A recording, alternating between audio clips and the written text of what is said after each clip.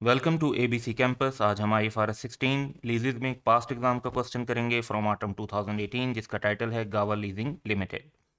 Question का data है कि Gava leasing limited had leased a machinery to honey berry limited on 1 July 2017 on following terms. The non cancellable lease period is 3.5 years. Each semi-annual lease installment of rupees 48 million is receivable in arrears, यानी and of lease पर receive होगी। और semi annual है तो यानी 7 installments होंगे।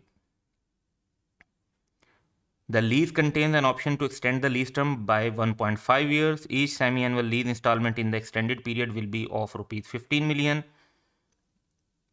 Receivable in arrears. It is reasonably certain that HL will exercise this option. जब reasonably certain हो कि लीज टर्म एक्सटेंड हो जाएगी तो फिर हम एक्सटेंडेड लीज टर्म को ही फोकस करेंगे और उसके रेंटल्स को भी इनकॉर्पोरेट करेंगे। तो नेक्स्ट 1.5 ईयर्स के लिए 15 मिलियन की जो सेमी एनुअल, तो ये 3 पेमेंट्स और हो जाएंगी। 7 पेमेंट्स इनिशियल और 3 जो है एक्सटेंशन की पेमेंट्स मिलाकर ये हो जाएंगी 10। The rate implicit in the lease is 10% per annum. तो क्योंकि सारी ही पेमेंट सेमी एनुअल बेसिस पर हैं तो हमारे लिए आसानी होगी कि अगर हम इंटरेस्ट रेट को हाफ ईयर पे कन्वर्ट कर लें।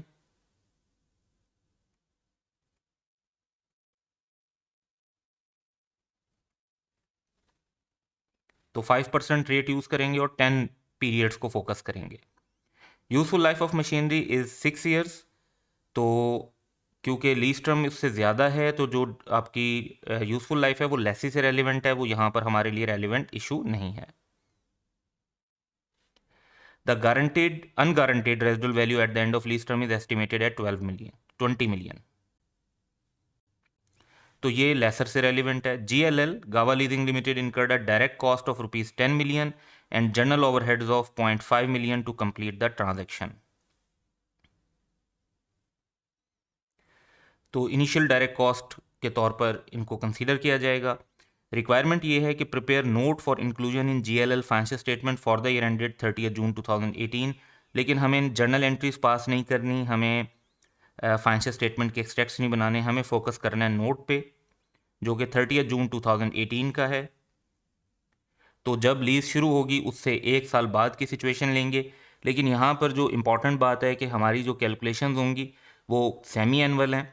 तो हम जब 2018 तक की कैलकुलेशन कर लेंगे 30 जून 2018 तक की, तो फिर उसके बाद हम 2 कैलकुलेशन एक्स्ट्रा लेंगे ताकि नेक्स्ट 1 ईयर कवर हो जाए, ताकि हम current and non current liability को आइडेंटिफाई कर सकें। दूसरी बात जो इंपॉर्टेंट है वो ये कि हमें सबसे पहले तो नेट इन्वेस्टमेंट इन लीज की वैल्यू चाहिए। तो हम लीज का शेड्यूल जो है वो बना लेते हैं और उसके लिए जो हमें वैल्यूज़ चाहिए होंगी उनको पहले फाइंड आउट कर लेते हैं। तो first we would go towards workings.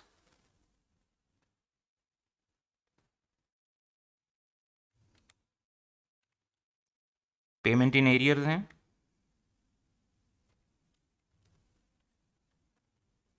तो हमारा शेड्यूल बन जाएगा, इसमें हम इंटरेस्ट 5% पे ले रहे हैं, 10% वैसे गिवन है, लेकिन क्योंकि सेमी एनुअल पेमेंट्स हैं तो इसको हमने 5% कर लिया है, हाफ कर लिया है। तो पहली पेमेंट जो हमारी होनी है वो 6 मंथ 1 जुलाई से 31 दिसंबर 2017 को होंगे। अब opening balance of net investment in lease कितना होगा उसके लिए हमें प्रेजेंट वैल्यू कैलकुलेट करनी पड़ेगी। तो let's go towards that.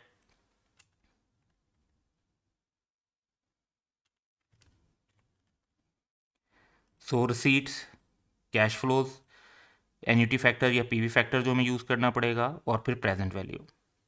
So start करते हैं। तो पहले 1 to 7 जो रेंटल्स हैं वो तो 48 मिलियन के होने हैं। उसके बाद रेंटल नंबर 8, 9 एंड 10 जो 3 मज़ीद रेंटल्स हैं, इनके लिए आप एक 3 पीरियड्स की एन्यूटी लगाकर उसको फिर over the 7 years PV factor लगाकर भी कर सकते हैं, लेकिन sometimes student find it difficult to understand. तो हम हर पेमेंट को यहाँ पर सेपरेट ले रहे हैं, जस्ट 3 पेमेंट्स हैं, वुडंट टेक मच टाइम। तो रेंटल 8, रेंटल 9 एंड रेंटल 10 इनको हम सेपरेट कर लेते हैं और 15 मिलियन ईच को कंसीडर करेंगे। इसके अलावा अनगारंटेड रेजिडुअल वैल्यू 20 मिलियन की एक्सपेक्टेड है। अब जो ये 7 रेंटल हैं, ये सीरीज ऑफ पेमेंट है, इसके लिए हम एन्युटी फैक्टर यूज़ करेंगे 5% और 7 पीरियड्स हैं, हाफ ईयर के पीरियड्स हैं लेकिन 7 पीरियड्स हैं। और बाकी क्योंकि सिंगल अमाउंट्स हैं सारी, तो उनमें हम रेलिवेंट जो है पीवी फैक्टर यूज़ करेंगे 8 ईयर्स के हिसाब से, 9 ईयर्स के हिसाब से, और इन दोनों में 10 ईयर्स के हिसाब से। तो हमारे पास प्रेजेंट वैल्यू आ जाएगी, कैश फ्लो को फैक्टर से मल्टीप्लाई करेंगे तो प्रेजेंट वैल्यू 277.75, 10.15, 9.67, 9.21 एंड 12.28। अगर हम टोटल कर लेते हैं इसका तो दैट इज़ 319.05, और ये हमारा स्टार्टिंग पॉइंट होगा अपने शेड्यूल को बनाने के लिए। 5% इसमें इंटरेस्ट ऐड करेंगे, पेमेंट लेस हो जाएगी 48 मिलियन की, क्लोजिंग बैलेंस आ जाएगा 287 का। अब हमारी जो नेक्स्ट पेमेंट होनी है वो 30 जून 2018 को होनी है। जो क्लोजिंग बैलेंस था 31 दिसंबर को, वो हमारा ओपनिंग बैलेंस बन जाएगा। इस पर हम 5% इंटरेस्ट ऐड करेंगे, 48 की पेमेंट लेस करेंगे तो हमारे पास क्लोजिंग बैलेंस आ जाएगा 253.35। तो हमारी जो actual net investment in lease eight the end of year है, जिसके हिसाब से हमने नोट्स को बनाना है, वो वैल्यू तो ये है।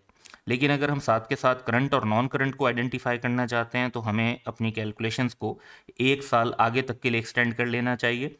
और 1 साल आगे तक एक्सटेंड करने का मतलब होगा कि हमें 2 मोर पेमेंट्स इंक्लूड करनी चाहिए, जो कि क्योंकि 6 मंथ के बाद एक पेमेंट हो रही है, सेमी एनुअल पेमेंट है, तो 2 पेमेंट्स इंक्लूड करेंगे तो नेक्स्ट 12 मंथ्स इंक्लूड होंगे। तो 31 दिसंबर 2018 एंड 30 जून 2019 की हम पेमेंट इंक्लूड करेंगे।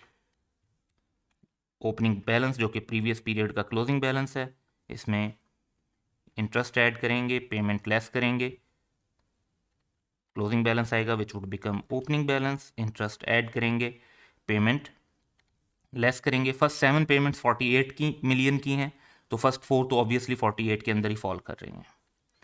तो हमारे पास 180.92 जो है ये वैल्यू आ जाएगी नॉन करंट लाइबिलिटी की। तो हमारे पास टोटल लाइबिलिटी है, हमारे पास नॉन करंट लाइबिलिटी है, और इन दोनों का जो डिफरेंस होगा वो हमारा करंट लाइबिलिटी का बैलेंस होगा।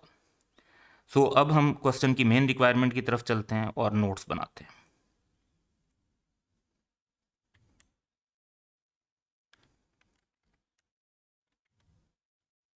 गावा leasing limited, notes to the financial statement for the year ended 30 June 2018। तो सबसे पहले हम मैच्योरिटी एनालिसिस बना लेते हैं, और इसमें हम देखते हैं कि टोटल लीज जो है वो पहले 3.5 ईयर्स का पीरियड है, फिर 1.5 ईयर्स का और पीरियड है, तो टोटल 5 ईयर्स का पीरियड है। लेकिन उसमें से 1 साल गुजर चुका है, तो रिमेनिंग ईयर्स जो हैं वो 4 हैं। तो हर साल अप टू 5 ईयर्स तो हमें हर साल की सेपरेट जो है अनडिस्काउंटेड लीज पेमेंट्स को शो करना होता है, तो हम इनको सेपरेटली शो करेंगे। Less than 1 year, 1 to 2 year, 2 to 3 years, और 3 to 4 ईयर्स। तो 5 ईयर्स में से 1 साल गुजर चुका है और बाकी 4 पीरियड्स के हमने बैंड ले लिए। 4 पेमेंट्स हमारी ऑलरेडी हो चुकी हैं, 2 पेमेंट्स हमारी ऑलरेडी हो चुकी हैं। उसमें नेक्स्ट जो पेमेंट्स हमारी होंगी वो 48 की 2 होंगी नेक्स्ट ईयर में, 48 + 48। तो इस तरह हमारी 4 पेमेंट्स हो जाएंगी। 5th एंड 6th पेमेंट भी 48 मिलियन की होनी है। अब 7th पेमेंट 48 मिलियन की होनी है, लेकिन 8th पेमेंट 15 मिलियन की होनी है, जैसे हमने यहाँ पे रिफ्लेक्ट किया और जैसे ये क्वेश्चन के पॉइंट नंबर 1 एंड 2 में भी बताया हुआ है।